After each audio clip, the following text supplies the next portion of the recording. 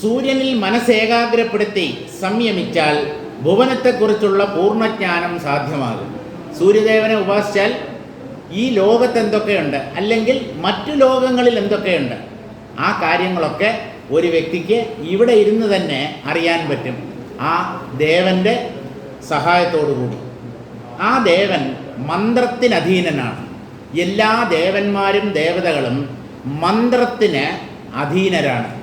അങ്ങനെയാണ് ആ ദേവതകളെ ഉപാസിച്ച് അമാനുഷികമായ പല സിദ്ധികളും മനുഷ്യർ നേടുന്നത്. അവനവൻ്റെ സംസ്കാരത്തിൽ മനസ്സേകാഗ്രപ്പെടുത്തി സംയമിച്ചാൽ പൂർവ്വജന്മങ്ങളൊക്കെ അറിയാൻ കഴിയും. എൻ്റെ തന്നെ വാസനകൾ, എൻ്റെ തന്നെ ഉള്ളിൽ ഞാൻ എൻ്റെ മനസ്സിനെ ഏകാഗ്രപ്പെടുത്തിയാൽ ഞാൻ കഴിഞ്ഞ ജന്മങ്ങളിൽ ആരൊക്കെയായിരുന്നു, അല്ലെങ്കിൽ എന്തൊക്കെയായിരുന്നു തുടങ്ങിയ കാര്യങ്ങളൊക്കെ ഒരു വ്യക്തിക്ക് അറിയാൻ കഴിയും. അതും ഒരു തരത്തിലുള്ള സിദ്ധിയാണ്, പൂർവ്വജന്മങ്ങളെക്കുറിച്ചുള്ള അറിവ്. ഇങ്ങനെ പലതും സിദ്ധികളെക്കുറിച്ച് നമ്മൾ പറയുമ്പോൾ അഷ്ടമഹാസിദ്ധികൾ എന്നാണ് പറയുന്നത്. അവ ഏതൊക്കെയാണെന്ന് ചോദിച്ചാൽ അണിമ, മഹിമ, ലഘിമ, ഗരിമ, ഈശിത്വം, വശിത്വം, പ്രാപ്യം, പ്രാകാശ്യം. ഇവയാണ് അഷ്ടൈശ്വര്യങ്ങൾ അല്ലെങ്കിൽ അഷ്ടമഹാസിദ്ധികൾ എന്ന പേരിൽ അറിയപ്പെടുന്നത്. അവയെല്ലാം തന്നെ ക്രിയാശക്തി കൊണ്ട് നേടിയെടുക്കാവുന്നതേ ഉള്ളൂ. നമ്മുടെ സാധന ഉപായങ്ങളിലൂടെ പലതരം സാധനകൾ ചെയ്ത് നേടാൻ കഴിയുന്നവയാണ് ഈ 8 തരത്തിലുള്ള സിദ്ധികൾ. അവയെക്കുറിച്ച് വിവരിക്കാനുള്ള സമയം നമുക്കില്ല, അതുകൊണ്ട് അതിലേക്ക് കൂടുതൽ കടക്കുന്നില്ല. ഉത്കടങ്ങളായ ആഗ്രഹങ്ങൾ ജന്മാന്തരങ്ങളിൽ ഫലപ്രദങ്ങളാകുന്നതും മറ്റുമാണ് കാലശക്തി കൊണ്ട് നേടാവുന്ന സിദ്ധികൾ. അതിശക്തമായ ആഗ്രഹങ്ങൾ ഓരോ വ്യക്തിയുടെയും ഉള്ളിലുണ്ട്. ആ ആഗ്രഹങ്ങൾ ആഗ്രഹിച്ച ഉടനെ സഫലമാകാറില്ല. കാലക്രമത്തിൽ മറ്റേതെങ്കിലും ജന്മത്തിലായിരിക്കും ആ സിദ്ധികൾ അല്ലെങ്കിൽ ആ ആഗ്രഹങ്ങൾ സഫലമാകുന്നത്. അതും ഒരു തരത്തിലുള്ള സിദ്ധിയാണ്. ഇങ്ങനെ സിദ്ധികൾ പല പ്രകാരത്തിൽ ഒരാളെ സമീപിക്കാം. ജന്മനാ തന്നെ പലരും പല അത്ഭുതങ്ങളായ കഴിവുകളോടുകൂടി വന്ന് ജനിക്കുന്നതായി കാണാറുണ്ടല്ലോ. ഉദാഹരണത്തിന് മാൻഡലിൻ ശ്രീനിവാസൻ 8 വയസ്സുള്ളപ്പോൾ ആരിൽ നിന്നും അദ്ദേഹം മാൻഡലിൻ അഭ്യസിച്ചിട്ടില്ല, തനിയെ മാൻഡലിൻ വായിക്കാൻ തുടങ്ങി. എന്തുകൊണ്ട്? നമ്മൾ ചൈൽഡ് പ്രോഡിജി എന്നൊക്കെ പറയാറില്ലേ? ഇതൊക്കെ എങ്ങനെ ഒരു സാധനയും ചെയ്യാതെ കിട്ടുന്ന സിദ്ധികളാണ്. അതിന് കാരണം ആ സിദ്ധി നേടിയ കുട്ടി തൻ്റെ കഴിഞ്ഞ ഏതോ ജന്മത്തിൽ ഇതൊക്കെ നേടണം എന്ന് കലശലായി ആഗ്രഹിച്ചിരുന്നു. പക്ഷേ അത് കാലം കൊണ്ട് നേടേണ്ട സിദ്ധിയായതുകൊണ്ട് അന്ന് ഫലിച്ചില്ല. ഇപ്പോൾ അത് സഫലമാകും. അതാണ് കാരണം. നമ്മൾ അത്ഭുത ബാലൻ അല്ലെങ്കിൽ അത്ഭുത ബാലിക എന്നൊക്കെ പറയും. സാധാരണ എളുപ്പത്തിൽ ചെയ്യാൻ പറ്റാത്ത അതിസങ്കീർണമായ ഗണിതക്രിയകൾ അതൊക്കെ മനസ്സുകൊണ്ട് ഏതാനും സെക്കൻഡ് കൊണ്ട് ചെയ്ത് ഉത്തരം കണ്ടുപിടിക്കാൻ കഴിവുള്ള കുട്ടികളുണ്ട്. അതുപോലെ കലണ്ടർ 2100 ആഗസ്റ്റ് 15-ാം തീയതി എന്താഴ്ചയാണ് എന്ന് ചോദിച്ചു കഴിഞ്ഞാൽ ക്ഷണനേരത്തിനകം ഉത്തരം പറയുന്ന ആൾക്കാരുണ്ട്. ഇതെങ്ങനെയെന്ന് ചോദിച്ചാൽ എങ്ങനെ എന്നുള്ള ചോദ്യം മായയ്ക്കകത്ത് ചോദിച്ചിട്ട് കാര്യമില്ല. മായയിൽ എന്തും എപ്പോഴും സാധ്യമാണ്. അത് പ്രകടമാകുമ്പോൾ നമ്മൾ മൂക്കത്ത് വിരൽ വെച്ച് അത്ഭുതപ്പെടും. അതുകൊണ്ട് ഈ സിദ്ധികളുടെ പുറകെ പോകണ്ടെന്നല്ല, പോയാൽ നമ്മൾ ആത്മാവിൽ നിന്ന് അകന്നു പോകും. ആത്മാവാണ് നമ്മുടെ ലക്ഷ്യമെങ്കിൽ ഈ സിദ്ധികളിൽ ശ്രദ്ധ കേന്ദ്രീകരിക്കാതിരിക്കുന്നതാവും നല്ലത്. ഈ സിദ്ധികളെല്ലാം ഇങ്ങനെ ഉണ്ടാക്കിയെടുക്കാവുന്നവയും നഷ്ടപ്പെട്ടു പോകാവുന്നവയുമായ ഭൗതിക കാര്യങ്ങളാണ്. നേടിയ സിദ്ധികൾ നഷ്ടമായി പോകാനുള്ള സാധ്യതയുണ്ട്. ഇതൊക്കെ ശാശ്വതമായി എന്നും നമ്മോടൊപ്പം നിലനിർത്താൻ പറ്റും എന്ന് ആരും വിചാരിക്കേണ്ട. വന്നതുപോലെ അപ്രത്യക്ഷമാവുകയും ചെയ്യും ഈ സിദ്ധികൾ. അതുകൊണ്ട് ഈ സിദ്ധികളെ അഭിലഷിക്കാതിരിക്കുന്നതാണ് നല്ലത്. ഒരിക്കൽ നേടിയാൽ നഷ്ടമാകാത്ത ഒന്നുണ്ട്, അതാണ് ആത്മജ്ഞാനം. അത് നേടുന്നതിലാവണം നമ്മൾ തൽപരരായിരിക്കേണ്ടത്. കിട്ടിയിട്ട് നഷ്ടപ്പെടുന്ന ഒന്നാണെങ്കിൽ അതിനെ നേടാൻ നമ്മൾ എന്തിനാഗ്രഹിക്കണം? നമുക്ക് ഒന്ന് നേടാൻ കഴിഞ്ഞാൽ അത് എന്നും നമ്മുടെ ഒപ്പം ഉണ്ടാവണം. അങ്ങനെയുള്ളത് ആത്മജ്ഞാനം മാത്രമാണ്. മറ്റുള്ളതെല്ലാം മായയുടെ തലമാണ്. ആത്മജ്ഞാനം മായയ്ക്ക് അതീതമായ തലമാണ്. അതുകൊണ്ട് ആത്മജ്ഞാനം നേടുന്നതിലാവണം ഒരു വിവേകി ശ്രദ്ധ കേന്ദ്രീകരിക്കേണ്ടത്. സിദ്ധികളെല്ലാം കർമ്മമണ്ഡലത്തിൽ ഒതുങ്ങുന്ന മായാകാര്യങ്ങളാണെന്ന് താത്പര്യം. കർമ്മമണ്ഡലം എന്ന് പറഞ്ഞാൽ മായാമണ്ഡലം എന്ന് തന്നെയാണ് അർത്ഥം. മായയുടെ അകത്താണ് കർമ്മങ്ങൾ. ജ്ഞാനം മായയ്ക്കപ്പുറത്താണ്. മായയെ അതിക്രമിച്ച് നിൽക്കുന്ന തലമാണ് ജ്ഞാനം. അതുകൊണ്ട് ജ്ഞാനത്തിലാവണം നമ്മുടെ ശ്രദ്ധ. ആത്മാന്വേഷണമാകട്ടെ ഭൗതിക സങ്കല്പങ്ങളെയൊക്കെ അകറ്റി മായയ്ക്കപ്പുറം നിത്യമുക്തമായി വിളങ്ങുന്ന ബോധസ്വരൂപം കണ്ടെത്തലാണ്. മായയ്ക്കതീതമായിരിക്കുന്ന ആത്മതത്വത്തെ അഥവാ ബ്രഹ്മതത്വത്തെ നേരിട്ട് അത് താനാണ് എന്ന് സാക്ഷാത്കരിക്കുന്നതാണ് ജ്ഞാനത്തിൻ്റെ തലം എന്ന് പറയുന്നത്. താൻ ബോധമാണെന്ന് തിരിച്ചറിയണം. അതിനാണ് മനുഷ്യജന്മം. കർമ്മസങ്കല്പമയങ്ങളായ സിദ്ധികൾ അതിനുപകരിക്കുകയില്ലെന്ന് മാത്രമല്ല, തടസ്സമായി തീരുകയും ചെയ്യും. സിദ്ധികളുടെ പുറകെ പോകുന്നവൻ ആത്മാവിൽ നിന്ന് വളരെ ദൂരം അകന്നു പോകാനിടയുണ്ട്. അതുകൊണ്ട് സിദ്ധികളെ കാക്ഷിക്കരുത്. വസിഷ്ഠ മഹർഷി തുടർന്നു, ആത്മാനുഭവം നേടി പൂർണ്ണനായി വർത്തിക്കുന്ന ജീവൻ മുക്തന് ലൗകികമായ യാതൊരിച്ഛയും ബാക്കിയില്ല. ലൗകികമായ ഇച്ഛ എന്തെങ്കിലും ഉള്ളവർക്കേ സിദ്ധി സാധിക്കേണ്ടതായിട്ടുള്ളൂ. ഈ സിദ്ധി വേണമെന്നുള്ള ആഗ്രഹം എന്തുകൊണ്ട് സംഭവിക്കുന്നു എന്നറിയാവോ? ഈ സിദ്ധി 4 പേരുടെ മുമ്പിൽ പ്രദർശിപ്പിച്ച ആളാകണം. ആ അല്പമായ നികൃഷ്ടമായ പ്രശസ്തിക്ക് വേണ്ടിയുള്ള അദമ്യമായ ആഗ്രഹമാണ് ഒരാളെ സിദ്ധികൾ നേടാൻ പ്രേരിപ്പിക്കുന്നത്. എനിക്കിപ്പോൾ ഒരു 10-15 സിദ്ധികളുണ്ട് എന്ന് വിചാരിക്കുന്നു. ഈ സിദ്ധികൾ മറ്റുള്ളവരുടെ മുമ്പിൽ ഞാൻ പ്രദർശിപ്പിച്ചില്ലെങ്കിൽ ഈ സിദ്ധികൾ കൊണ്ട് എനിക്കെന്ത് പ്രയോജനം? ആ സിദ്ധികളെ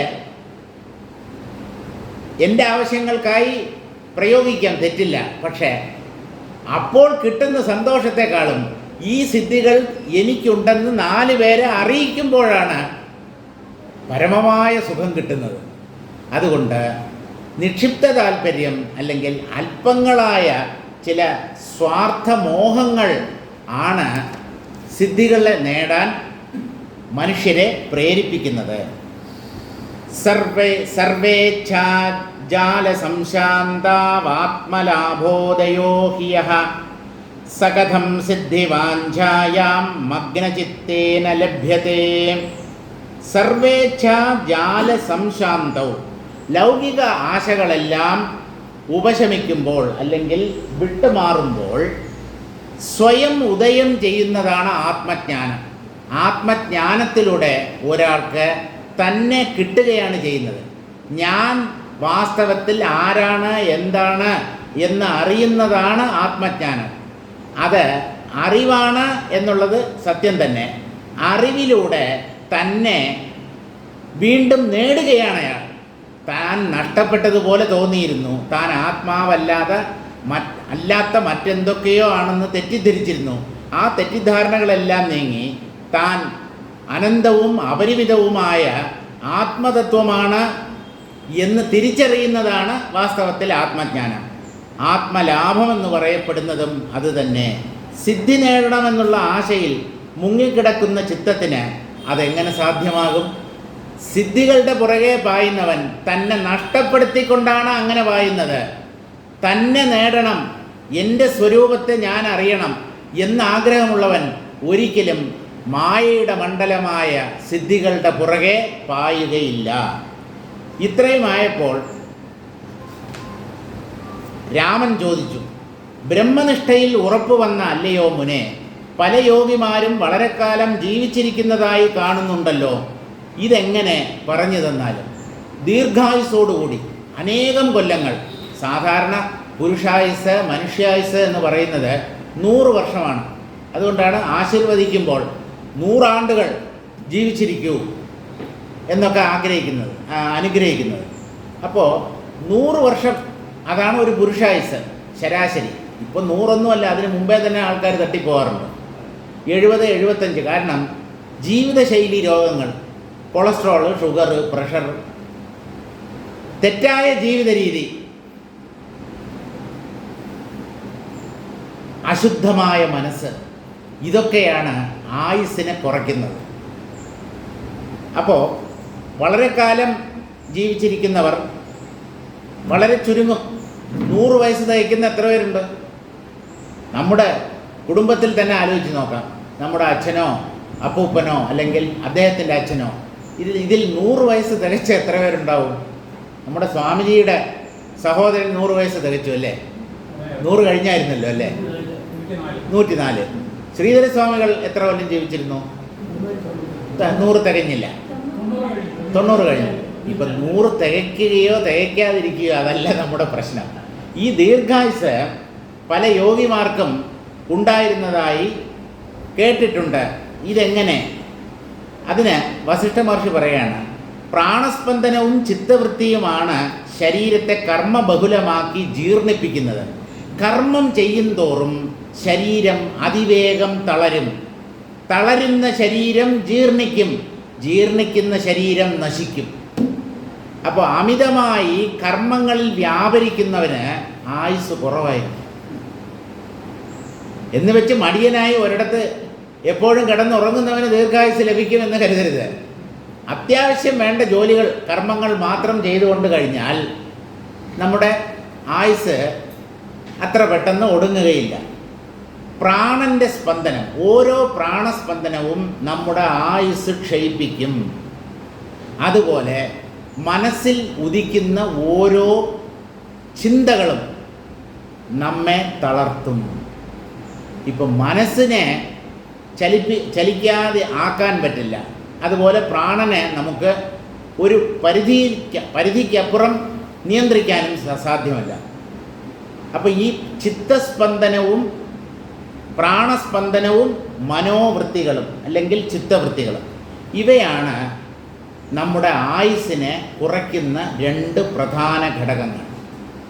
ജീവിതശൈലി എന്ന് നമ്മൾ പറയുന്നില്ലേ, തെറ്റായ ജീവിത രീതി, മദ്യം, മയക്കുമരുന്ന് തുടങ്ങിയവയൊക്കെ ഉപയോഗിക്കുക, അമിതമായ ലൈംഗിക പ്രക്രിയയിൽ ഏർപ്പെടുക, ഇതെല്ലാം ശരീരത്തെ തളർത്തിക്കളയും. ഇതൊന്നും മനുഷ്യർ മനസ്സിലാക്കുന്നില്ല. ജീവിതം ആസ്വദിക്കേണ്ടതാണ് എന്ന് തീരുമാനിച്ച് ശരീരത്തെ വ്യർത്ഥമാക്കി കളയുന്നു. കർമ്മത്തിൽ അമിതമായി വ്യാപരിപ്പിക്കുന്നു മനുഷ്യർ. പ്രാണന്റെ സ്പന്ദനഗതി നിയന്ത്രിക്കപ്പെട്ടാൽ യോഗിയുടെ ശരീരം പാറ പോലെ ഉറപ്പുള്ളതായിത്തീരുന്നു. അതാണ് ഈ പ്രാണായാമം എന്ന കർമ്മത്തിൻ്റെ സവിശേഷത.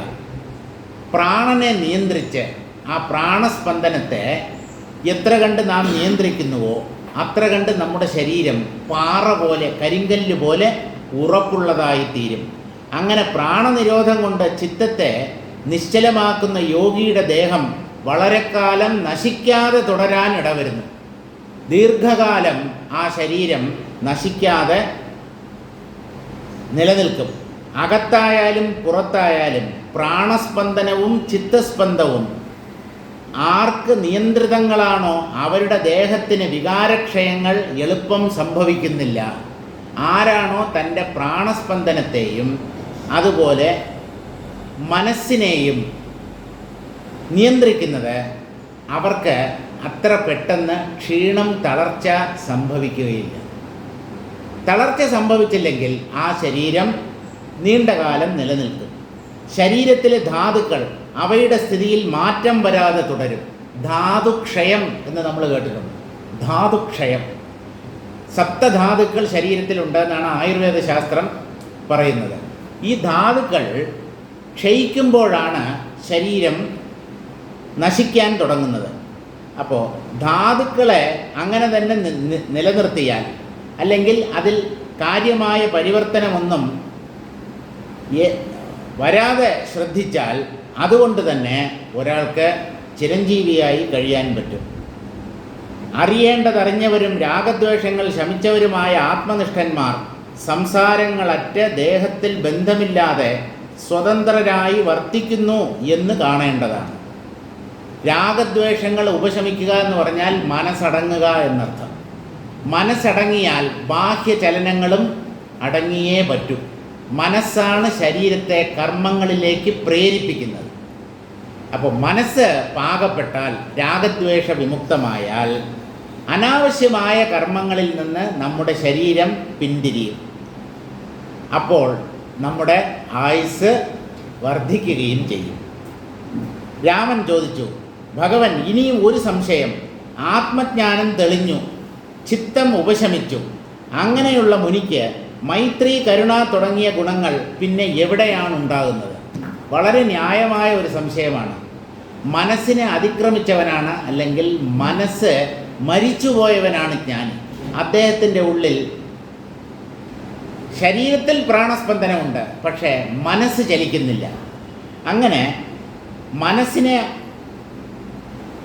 അതിക്രമിച്ച ഒരു മുനിക്ക് എങ്ങനെയാണ് മൈത്രി, കരുണ, സഹജീവികളോട് കാരുണ്യം, സർവഭൂത സുഹൃത്ത് എന്നുള്ള ഭാവം, ഈ ഗുണങ്ങൾ എങ്ങനെയാണ് ഉദിക്കുക?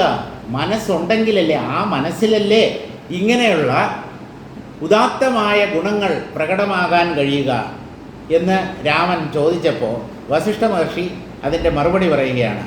രാമ, ചിത്തനാശം 2 വിധമാണ്. മനസ്സ് നശിക്കുക എന്ന് പറഞ്ഞാൽ 2 തരത്തിലുള്ള മനോനാശമുണ്ട്. ഒന്ന് സ്വരൂപനാശവും മറ്റേത് അരൂപനാശവുമാണ്. സ്വരൂപനാശം എന്ന് പറഞ്ഞാൽ രൂപത്തോടു കൂടെയുള്ള നാശം. മനസ്സ് മനസ്സായി നിൽക്കവേ തന്നെ മനസ്സെന്ന നില മാറുന്നു. അരൂപനാശം എന്ന് പറഞ്ഞാൽ മനസ്സ് എന്നുള്ള രൂപം തന്നെ നഷ്ടമാകുന്നു. രൂപത്തോടു കൂടിയ നാശവും രൂപം ഇല്ലാത്ത നാശവും. ഇങ്ങനെ മനസ്സിന് 2 നാശങ്ങളുണ്ട്. വറുത്ത വിത്ത് രൂപം നിലനിർത്തിക്കൊണ്ട് ചിത്തം നശിക്കുന്നതാണ് സ്വരൂപ ചിത്തനാശം. മനസ്സ് അങ്ങനെ തന്നെ ഉണ്ടാവും, പക്ഷേ മനസ്സിൻ്റെ വൃത്തികൾ ഉപശമിക്കും.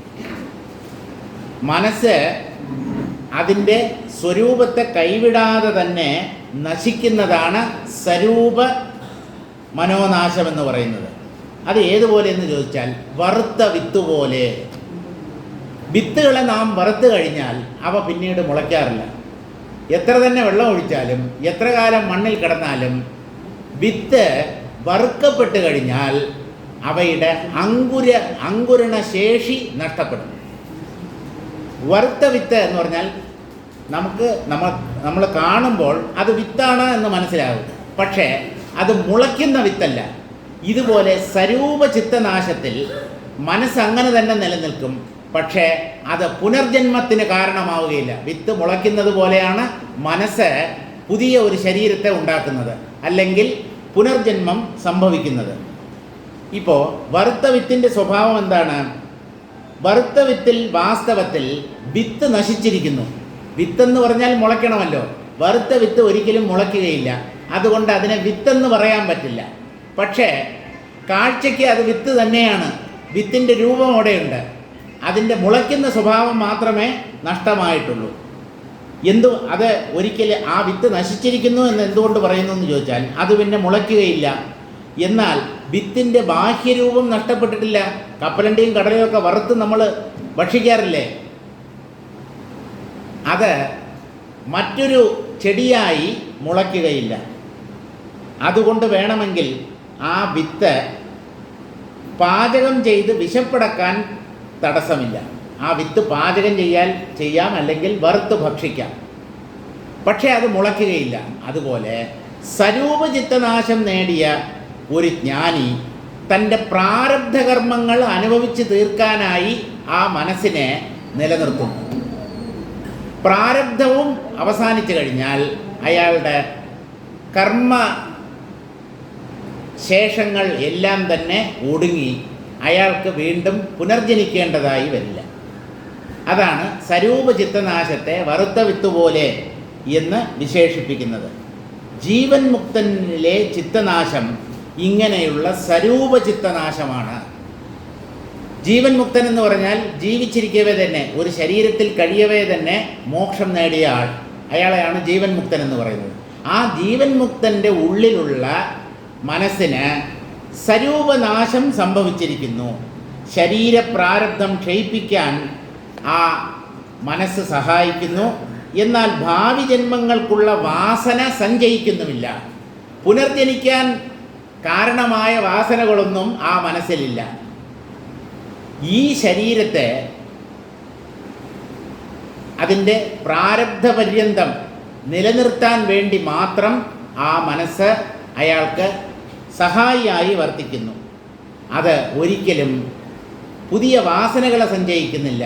അതുകൊണ്ട് അദ്ദേഹത്തിന് പുനർജന്മം സംഭവിക്കുന്നുമില്ല. ദേഹം വിട്ടുപോകുന്നതോടെ ചിത്തത്തിൻ്റെ രൂപവും നശിക്കുന്നു. ജീവൻ മുക്തൻ്റെ ഉള്ളിലുള്ള മനസ്സാണ് സ്വരൂപചിത്തനാശം നേടിയ മനസ്സ്. ആ ദേഹം നിലംപതിക്കുമ്പോൾ ചിത്തത്തിൻ്റെ ആ രൂപവും നശിക്കും. അങ്ങനെ അദ്ദേഹം ജീവൻ മുക്തനായിരുന്നയാൾ വിദേഹമുക്തനായിത്തീരുന്നു. വിദേഹമുക്തൻ്റെ ചിത്തനാശമാണ് അരൂപചിത്തനാശം. സ്വരൂപചിത്തനാശം എന്ന് പറയുന്നത് ജീവൻ മുക്തൻ്റെ ഉള്ളിൽ സംഭവിച്ചിരിക്കുന്ന ചിത്തനാശമാണ്. അവിടെ മനസ്സ് എന്ന ഒന്ന് പേരിനുണ്ട്, പക്ഷേ അത് പുനർജന്മത്തിന് കാരണമല്ല. ചിത്തസത്തേഹ ദുഃഖായ ചിത്തനാശസുഖായതോ ചിത്തസത്താം ക്ഷയം നീത്വാ ചിത്തനാശമുപാനയേത്. ചിത്തേ സത്തേഹ ദുഃഖായ. ചിത്തം ചിത്തമായി നിലനിൽക്കുന്നതാണ് ദുഃഖം. മനസ്സ് മനസ്സായി നിലനിൽക്കുന്നിടത്തോളം ദുഃഖത്തെ ഒഴിവാക്കാൻ സാധ്യമല്ല. മനസ്സിൻ്റെ അസ്തിത്വം തന്നെയാണ് ദുഃഖത്തിന് കാരണം. ചിത്തം ചിത്തമായി സ്ഥിതി ചെയ്യുന്നതാണ് വാസ്തവത്തിൽ ദുഃഖം. ചിത്തം ചിത്തമല്ലാതായി തീരുന്നത് സുഖം. ചിത്തം ചിത്തമല്ലാതാവണം. ചിത്തം ചിത്തമായി സ്ഥിതി ചെയ്യുക എന്നതുകൊണ്ട് എന്താ ഉദ്ദേശിക്കുന്നത്? ചലിക്കുക എന്നർത്ഥം. പല ചിന്തകളായും വികാരങ്ങളായും മനസ്സ് പരിവർത്തനം പ്രാപിക്കുന്നതാണ് വാസ്തവത്തിൽ ചിത്തവൃത്തികൾ എന്ന് പറയുന്നത്. ആ ചിത്തചലനങ്ങൾ ഉള്ളപ്പോൾ ചിത്തവും ഉണ്ട്. ആ ചിത്തം ഉള്ളിടത്തോളം കാലം ദുഃഖവും കൂടെ ഉണ്ടാവും. ദുഃഖത്തെ ഒഴിവാക്കാൻ സാധ്യമല്ല. അതുകൊണ്ട് ചിത്തത്തെ ചിത്തമല്ലാതാക്കി അതിൻ്റെ സ്വരൂപനാശം സാധ്യമാക്കേണ്ടതാണ്. ചിത്തത്തെ ചിത്തമല്ലാതാക്കണം എന്ന് പറഞ്ഞാൽ ചിത്തത്തിൻ്റെ ചാഞ്ചല്യങ്ങൾ അല്പാൽപമായി കുറഞ്ഞ് അത് ചലനത്തെ പൂർണ്ണമായി നിർത്തണം. മനസ്സ് ഉപശമിക്കണം, അല്ലെങ്കിൽ അടങ്ങണം. അങ്ങനെ അടങ്ങിയാൽ സ്വരൂപചിത്തനാശം സംഭവിക്കും. മായ ഉണ്ടാക്കി കാണിക്കുന്ന സത്വരജസ്തമോ രൂപങ്ങളായ ജഡദൃശ്യങ്ങളിൽ എൻ്റേതെന്ന ഭാവം വന്നു ചേരുന്നതാണ് ചിത്തം. എന്താണ് ഈ ചിത്തം അഥവാ മനസ്സ്? അതെന്താണെന്ന് മനഃശാസ്ത്രജ്ഞന്മാർക്ക് തന്നെ വലിയ പിടിയില്ല. മനോരോഗങ്ങളെ ചികിത്സിക്കുന്ന മനോരോഗ വിദഗ്ധന്മാരിൽ പലരും മനോരോഗികളാണ്. കാരണം ഈ ഭ്രാന്തന്മാരുടെ കൂടെയാണ് സഹവാസം. ഭ്രാന്തന്മാരുമായി എപ്പോഴും സഹവസിക്കുന്ന ഒരാൾ അയാൾ പോലും അറിയാതെ ഭ്രാന്തനായി മാറും. ഒരു സംശയവും വേണ്ട. ഒരു കാന്തത്തിൽ ഒട്ടിച്ചു വച്ചിരിക്കുന്ന ഒരു ഇരുമ്പ് കഷണം കാലക്രമത്തിൽ മറ്റൊരു കാന്തമായി മാറുന്നത് പോലെ നമ്മുടെ മനസ്സ് ഏതിൽ ലഗ്നമാകുന്നു, ഏതുമായി അത് നിരന്തരം സമ്പർക്കം പുലർത്തുന്നുണ്ടോ ആ വസ്തുവിൻ്റെ സ്വഭാവം മനസ്സിന് കൈവരും. സജ്ജനങ്ങളുമായി സഹവസിക്കുന്ന ഒരാൾ അതിവേഗം അയാളിലുള്ള ദുർഗുണങ്ങളെയെല്ലാം ഉപേക്ഷിച്ച് നല്ലവനായി മാറും. നല്ല ഒരാൾ നിരന്തരം ദുസ്സംസർഗത്തിൽ ഏർപ്പെട്ട് നശിച്ചു പോകുന്നതും നമ്മൾ ഈ ലോകത്ത് കാണുന്നുണ്ട്. അതുകൊണ്ട് മനസ്സ് എന്തുമായി ബന്ധപ്പെടുന്നു എന്നുള്ളതാണ് പ്രധാനം. മായ ഉണ്ടാക്കി കാണിക്കുന്ന സത്വരജസ്തമോ രൂപങ്ങളായ ജഡദൃശ്യങ്ങളിൽ സത്വം, രജസ്, തമസ് ഇതാണ് മായയുടെ 3 ഘടകങ്ങൾ. ത്രിഗുണങ്ങൾ എന്ന് വേദാന്ത ശാസ്ത്രത്തിൽ പറയും. ഈ ത്രിഗുണങ്ങളുടെ സമാഹാരമാണ് അനിർവചനീയമായ മായാശക്തി. ആ മായാശക്തിയാണ് ജഡ വസ്തുക്കളെ സത്യമെന്ന പോലെ ഉണ്ടാക്കി കാണിക്കുന്നത്. അതിൽ എൻ്റേത് എന്നുള്ള ഭാവം വെച്ച് പുലർത്തിയാൽ മനസ്സ് സജീവമാകുന്നു എന്നർത്ഥം. വീടെൻ്റെ, സ്വത്തെൻ്റെ, നിലം പുരയുടെ അല്ല എൻ്റെ കുടുംബം, എൻ്റെ കുട്ടികൾ, എൻ്റെ ഭാര്യ, എൻ്റെ ഭർത്താവ്, എൻ്റെ സുഹൃത്തുക്കൾ, ഇങ്ങനെ ഈ മമത ഏതെങ്കിലും വസ്തുവിൽ അല്ലെങ്കിൽ വ്യക്തിയിൽ വച്ചു പുലർത്തിയാൽ ആ മനസ്സ് സദാ ദുഃഖത്തിന് വിധേയമാകും. മനസ്സുള്ളിടത്ത് സുഖമുണ്ടാവില്ല, സ്വസ്ഥതയുണ്ടാവില്ല, ശാന്തിയുണ്ടാവില്ല. ശാന്തിയുള്ളിടത്ത് മനസ്സും ഉണ്ടാവില്ല. അപ്പോൾ ഈ മനഃശാന്തി, മനസ്സമാധാനം തുടങ്ങിയ വാക്കുകൾ അർത്ഥരഹിതങ്ങളായ പദപ്രയോഗങ്ങളാണ്. മനഃശാന്തി എന്ന് പറഞ്ഞാൽ മനസ്സിൻ്റെ ശാന്തി. അതെങ്ങനെ? മനസ്സുള്ളിടത്ത് ശാന്തി ഉണ്ടാവില്ല. മനസ്സമാധാനം, മനസ്സുള്ളിടത്ത് സമാധാനം ഉണ്ടാവാൻ പറ്റില്ല. പിന്നെ എന്താണ് മനസ്സമാധാനം എന്നതുകൊണ്ട് ഉദ്ദേശിക്കുന്നത്? സമാധാനം അല്ലെങ്കിൽ ശാന്തി ഉള്ളിടത്ത് മനസ്സ് ബാക്കി നിൽക്കുകയുമില്ല. അപ്പോൾ ഈ മനഃശാന്തി, മനസ്സമാധാനം എന്നൊക്കെ പറയുന്നത് എന്തെങ്കിലും അർത്ഥമുണ്ടോ? ഒരർത്ഥവുമില്ല. ചുമ്മാ നമ്മൾ പ്രയോഗിക്കുന്നു അർത്ഥം അറിയാതെ. മനസ്സ് അസ്തമിക്കുന്ന സ്ഥലത്താണ് ശാന്തി ഉദയമാകുന്നത്. മനസ്സ് ഒടുങ്ങണം, പൂർണ്ണമായി അതിൻ്റെ സ്പന്ദനം നിലയ്ക്കണം. അപ്പോഴാണ് നാം ശരിയായ സുഖത്തെ അനുഭവിച്ചു തുടങ്ങുന്നത്. മനസ്സെങ്ങനെ ശമിക്കുമെന്ന് മനസ്സെങ്ങനെ ഉപശമിക്കുമെന്ന് ചോദിച്ചാൽ, മായയാണ് മനസ്സിനെ ചലിപ്പിക്കുന്നത്. എന്താണ് ഈ മായ എന്ന് പറഞ്ഞാൽ, പ്രപഞ്ച നാമരൂപങ്ങളെ സത്യമെന്ന് കരുതി ജീവിക്കുന്ന സ്ഥിതിയാണ് വാസ്തവത്തിൽ ദുഃഖത്തിന് കാരണം. ഈ കാണപ്പെടുന്ന ദൃശ്യങ്ങളെയെല്ലാം സത്യമെന്ന് കരുതുകയും അവയിൽ നിന്ന് പലതരത്തിലുള്ള സുഖങ്ങളും എനിക്ക് ലഭിക്കും എന്ന് കരുതി മോഹിക്കുകയും ചെയ്യുന്നതാണ് വാസ്തവത്തിൽ മായയിൽ കുടുങ്ങുക എന്നതുകൊണ്ട് ഉദ്ദേശിക്കുന്നത്. മായയിൽ കുടുങ്ങിക്കഴിയുന്നിടത്തോളം കാലം മനസ്സ് ഉപശമിക്കുകയില്ല. അത് വിഷയങ്ങളുടെ പുറകെ പാഞ്ഞുകൊണ്ട് തന്നെ ഇരിക്കും. അപ്പോൾ ഈ ബഹിർഗമിക്കുന്ന മനസ്സിനെ എങ്ങനെയാണ് അടക്കി നിർത്തുക അല്ലെങ്കിൽ അല്പാൽപമായി ഉപശമിപ്പിക്കുക എന്ന് ചോദിച്ചാൽ, അതിന് നമ്മെ സഹായിക്കുന്നത് തത്വബോധം മാത്രമാണ്. എന്താണ് തത്വബോധം?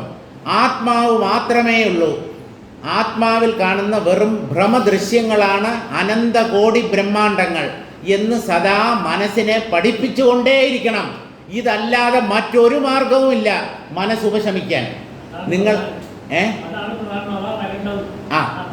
അത് തന്നെ, അതാണ് വരേണ്ടതെന്നല്ല, അതാണ് വരുത്തേണ്ടത്. അതാണ് ശരി. അത് തനിയേ വരില്ല, നമ്മൾ ഉണ്ടാക്കിയെടുക്കണം. അതിനുവേണ്ടി പ്രയത്നിക്കണം, അത് നിരന്തരം അഭ്യസിക്കണം. അങ്ങനെയാണ് ഈ മനസ്സ് വിഷയമോഹങ്ങളിൽ നിന്ന് മുക്തമാകുക. വിഷയമോഹങ്ങളില്ലാത്ത മനസ്സ് വിഷയങ്ങളെ ചിന്തിക്കുന്നത് കൈവിടും. വിഷയങ്ങളെ ചിന്തിക്കുന്നത് കൈവിടുന്ന മനസ്സ് ഉപശമിക്കും. വിഷയചിന്തയാണ് മനസ്സിനെ ചലിപ്പിക്കുന്നത്. ആ വിഷയചിന്ത വിഷയങ്ങൾ സത്യമാണ് എന്ന് കരുതുന്നത് കൊണ്ടാണ്.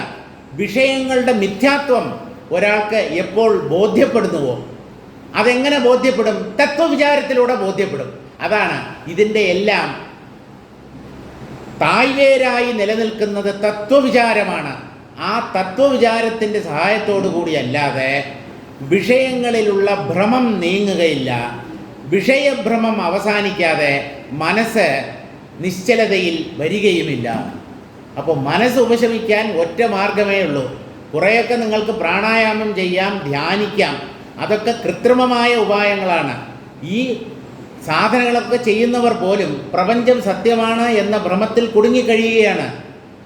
അത് വേണ്ടെന്നല്ല, ധ്യാനവും പ്രാണായാമവും ഒന്നും വേണ്ട എന്ന് അഭിപ്രായപ്പെടുന്നില്ല. കാരണം അതൊക്കെ ശാസ്ത്രസമ്മതങ്ങളായ ഉപായങ്ങളാണ്. അതോടൊപ്പം തത്വവിചാരവും കൂടെ പരിശീലിച്ചാൽ മാത്രമേ മനസ്സ് പൂർണ്ണമായി അടങ്ങിക്കിട്ടുകയുള്ളൂ.